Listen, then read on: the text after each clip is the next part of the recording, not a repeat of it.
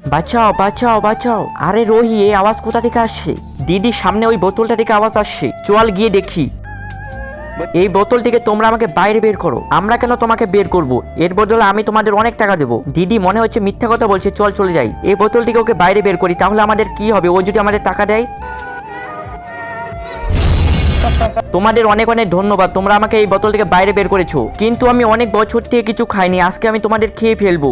এরপর কি হয় সেটা দেখার আগে তোমরা যদি তোমার মাকে সত্যিকারের ভালোবাসো তাহলে ভিডিওটা লাইক দিয়ে চ্যানেলটি সাবস্ক্রাইব করে দিয়ে যাও। আমরা তো তোমাকে সাহায্য করছি, তুমি আমাদের কেন খাবা? তোমাদের লোভের জন্য তুমি আমাকে বের করছো, এখন তোমাদের আমি খেয়ে ফেলবো। দীপিয়া, কি হয়েছে তোমাদের দুজনের? এই রাক্ষস না এই বোতলের মধ্যে বন্ধ ছিল, তারপরে আমরা ওকে বের করছি, ও এখন আমাদের খেতে চায়। তোমরা দুজন বোতলের ভিতরে ছিলে, এই রাক্ষস বাইরে ছিল?